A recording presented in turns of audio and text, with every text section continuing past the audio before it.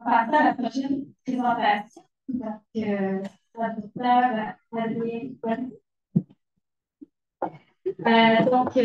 Docteur Poirier est actuellement professeur agrégé à l'École de biologie et d'orthophonie de l'Université de Montréal. Il est également responsable des programmes de maîtrise et de doctorat en sciences de l'orthophonie et de la biologie. Il est chercheur directeur de laboratoire de cryogène de tissus américains. Ses recherches portent sur les changements du système digestif central. Et puis aujourd'hui, je vais vous parler de la communication centrale. Merci beaucoup. Est-ce que vous m'entendez? Oui. Voilà. Donc, merci à tout le monde. Merci. Je voudrais remercier le comité organisateur et aussi les comités scientifiques pour l'invitation. Donc, aujourd'hui, je vais vous parler de l'adaptation en français du programme Active Communication Education Program, qui est un programme pour améliorer la communication orale chez les personnes âgées avec une perte auditive. Cette recherche a été financée par le comité CAREC. Donc, pour vous donner un peu de contexte, donc, on sait que entre 25 à 40 de personnes âgées présentent une hypoacousie, une perte auditive qui peuvent causer des problèmes de communication dans la vie quotidienne. On sait très bien aussi, bien sûr, qu'une perte auditive est liée à une limitation au niveau de l'activité et de la participation sociale et finalement aussi, bien sûr, à une diminution au niveau de la qualité de vie. Donc, il faut faire quelque chose au niveau de la perte auditive, bien sûr. Alors, normalement, ce qu'on fait pour la perte auditive, et surtout ici au Québec, on va recommander, on va appareiller les personnes. Donc, on va recommander des appareils auditifs. Mais ce qui se passe avec les appareils auditifs, c'est qu'ils vont amplifier les sons. Donc, avec les appareils auditifs, on va améliorer la communication, l'audibilité, mais dans des environnements calmes. La personne quand même va avoir des difficultés dans des situations d'écoute difficiles. Donc, il faut faire quelque chose en plus de sa appareil auditif. Aussi, on doit considérer que on doit donner différents types d'options à la personne âgée avec une perte auditive. Pas nécessairement ou pas seulement les appareils auditifs. On devrait aussi, par exemple, donner l'opportunité des programmes d'éducation à la communication, comme par exemple les programmes ACE, Active Communication Education Program. Et pour cela, donc, on a décidé de faire cette recherche et justement d'adapter le ACE en français. Alors, qu'est-ce que c'est les ACE? Donc, c'est un programme justement pour éduquer la personne âgée à gérer les problèmes de communication et de faire quelque chose justement pour résoudre ces problématiques-là. Donc, on travaille beaucoup à la résolution des problèmes et c'est un programme qui a été développé en Australie et qui a été publié la première fois l'année 2007. Alors, comme je vous ai mentionné tout à l'heure, avec les ACE, on stimule beaucoup la résolution des problèmes. Donc, premièrement, ce qu'on fait, c'est un programme groupal. Donc, un groupe, on travaille avec des personnes entre 5 et 8 personnes approximativement. Et la première chose qu'on fait, c'est de présenter les situations de communication au groupe de personnes et on stimule, on invite aux participants à identifier les aspects qui sont problématiques dans cette situation.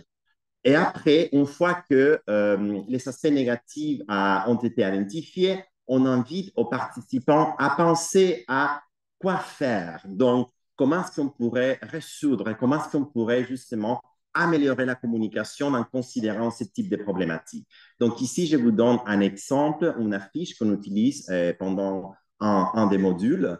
Et ici, on montre cette figure, c'est un salon. Donc, par exemple, vous êtes assis à la position A, vous devez parler ou vous parlez avec une personne qui est assise à la position B ou C. Et il y a aussi d'autres personnes ici dans le même salon qui parlent. Il y a une fenêtre qui est ouverte, il y a du bruit à l'extérieur, il y a une radio qui est allumée, etc. Donc voilà, les personnes doivent identifier toutes ces problématiques-là et après, ils doivent, en groupe, ils doivent donner des possibles solutions. Alors,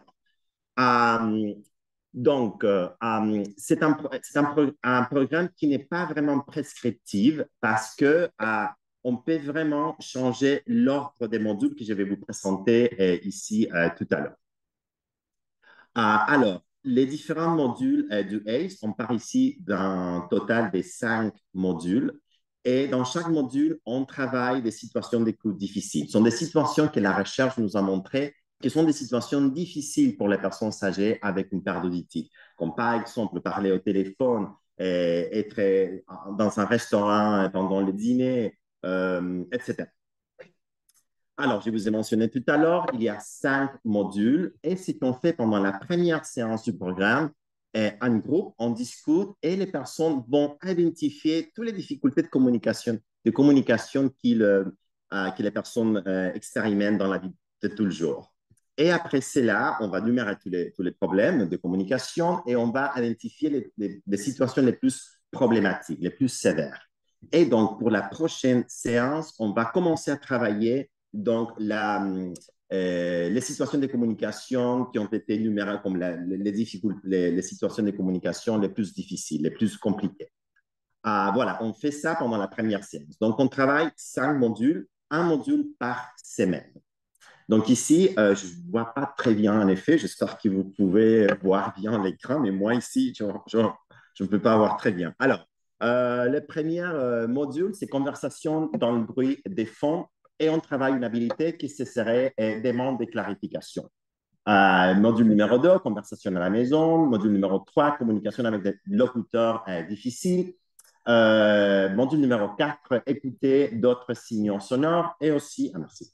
Module numéro 5, écouter les messages s'adressant au public. Et à droite, nous avons, merci, c'est parfait maintenant. Donc, à droite, vous avez ici dans le tableau les habilités des bases qu'on travaille aussi. Donc, par exemple, demande de clarification, stratégie de communication, aide à la suppléance auditive et aussi lecture labiale. Et voilà, je vous ai mentionné déjà que c'est un programme donc pas vraiment prescriptif comme d'autres programmes de communication qui existent déjà, surtout en anglais, parce qu'on peut vraiment changer l'ordre des modules. Et c'est un programme qui a été aussi développé ou adapté dans d'autres langues et qui est aujourd'hui utilisé dans plusieurs pays. Alors, qu'est-ce qu'on fait pour chaque séance? Donc, les participants sont présentés avec des situations d'écoute et des communications difficiles, comme je vous ai mentionné tout à l'heure, et ils doivent identifier les aspects problématiques. Et après cela, ils vont justement discuter en groupe et poster des solutions. Les participants aussi doivent compléter des exercices d'une façon individuelle et aussi ils vont recevoir des fiches d'information contenant des contenus abordés pendant la séance. Donc, on discute, donc, premièrement, on discute les situations et après, on va donner un résumé des différentes stratégies de communication que les personnes peuvent utiliser dans cette situation de communication spécifique. Et aussi, il y a travail à la maison, bien sûr. Alors, qu'est-ce qu'on a fait pour l'adaptation? Donc, on a travaillé sur 2 étapes. L'étape numéro 1, c'était justement de faire une traduction et d'adapter le contenu du programme de l'anglais au français. Dans la première partie, c'était bien sûr faire une traduction professionnelle de l'anglais au français. Après cela, une audiologiste et moi-même, nous avons on a fait une révision du contenu et justement, on a adapté, on a modifié certains aspects. Il y avait des contenus qui étaient très, très spécifiques pour l'Australie et bien sûr, on a changé ça pour les contextes ici du Québec. Après cela, on a créé une nouvelle version. Cette version a été donnée à une audiologiste et aussi à une orthophoniste ici de l'UGM qui nous ont aidés à identifier aussi des aspects qui devraient être améliorés. Donc, on a eu des rencontres fréquentes et finalement, on a créé une nouvelle version justement en considérant les modifications suggérées par l'orthophoniste et aussi par l'audiologiste. Et voilà, finalement, la dernière version a été justement vérifiée du point de vue linguistique et aussi on a vérifié finalement le contenu. Donc, avec cette version, on a passé à l'étape numéro 2 et dans l'étape numéro 2, c'est une étude pilote encore, je dirais, on voulait évaluer 2 groupes de participants entre 5 et 6 personnes pour voir comment est-ce que les ACE pourraient fonctionner ici au Québec. Donc, on a sélectionné les participants à partir de la banque des participants ici de l'UGM. Donc, merci beaucoup, Nadia. Je ne sais pas si elle est là, mais merci. Donc, on a fait les tests auditifs. Bien sûr, tout le monde devrait avoir une perte auditive, ça c'est sûr. Les MOCA aussi. Et finalement, on a utilisé des mesures des résultats. Pardon. On a utilisé 2 mesures de résultats, donc particulièrement 2 questionnaires. Les premières, c'est les COSI, Client Oriented Scale of Improvement. Et ici, ce qu'on fait au début de l'intervention, en effet, les COSI est un questionnaire, un outil qu'on utilise beaucoup, beaucoup en clinique, en audiologie. Donc, avant de commencer l'intervention, on demande à la personne d'avoir au minimum trois objectifs. Donc, des aspects que la personne voudrait améliorer. Ça, c'est avant l'intervention. Donc, on l'a fait avant les ACE. Et après, à la fin de l'intervention, donc après les ACE, bien sûr, on a donné ces trois ou quatre objectifs, dans les objectifs que la personne avait initialement, et on a demandé à la personne de penser si la personne a amélioré dans ces objectifs ou non. Ça, c'était les COSI. L'autre questionnaire, c'est les HHIE, Hearing Handicap Inventory for the Elderly. C'est un questionnaire qui compris 10 questions, et avec ce questionnaire, on voit justement l'handicap associé à la perte auditive. Donc, on a utilisé les questionnaires avant les ACE et justement après l'ACE pour voir s'il y avait un changement au niveau du handicap lié à la perte auditive. Et finalement, on a aussi fait des entrevues pour déterminer, pour savoir, pour connaître les opinions des participants par rapport au programme. Alors, je vais vous montrer maintenant le résultat pour les groupes numéro 1. On vient de finir cette semaine les groupes numéro 2. Donc, je vais vous montrer les résultats pour les groupes 1, pour les premiers groupes qu'on a travaillé. 6 participants, si vous pouvez voir ici dans le tableau, un des participants portait des appareils auditifs. Donc, si vous voyez, ce n'est pas nécessaire d'avoir des appareils auditifs justement pour participer dans ce programme. Ici, les résultats pour les HHIE, dans les questionnaires par rapport au handicap lié à la perte auditive. Donc, on voit que pour les 6 participants, on voit qu'il y avait une amélioration, sauf pour les participants numéro 6. Donc, les résultats, c'était pareil. Avant, après l'ACE, mais pour les autres 5 participants, on voit une amélioration par rapport au handicap associé à la perte auditive. Pour les COSI, donc nous avons ici, bien sûr, 6 participants, au minimum 3 objectifs par participant. Il faut se rappeler que ici, la personne a déterminé les objectifs ou les activités auxquelles la personne voulait améliorer. Au total, parmi les 6 participants, on a eu 22 objectifs pour, c'est 18, ça, oui, 13, pardon. Donc, pour 13 objectifs, on n'a pas eu de différence, donc pas d'amélioration. Pour 8 objectifs parmi les 22 participants, ils ont dit qu'il y avait une amélioration et cette amélioration était cotée comme un peu mieux. Et un participant nous a dit que pour un des objectifs, a amélioré et il a coté l'amélioration comme bien mieux. Ça, c'était la partie plutôt, bien sûr, quantitative. Au niveau qualitatif, comme je vous ai mentionné tout à l'heure, on a fait des entrevues et on a classifié les différents commentaires en différentes dimensions. Je voudrais seulement vous donner un résumé des commentaires des participants. Donc, il y avait des aspects positifs, des aspects que les participants ont appréciés. C'était le bénéfice du programme. Ici, je vous mentionne certains quotes de chaque de différents participants.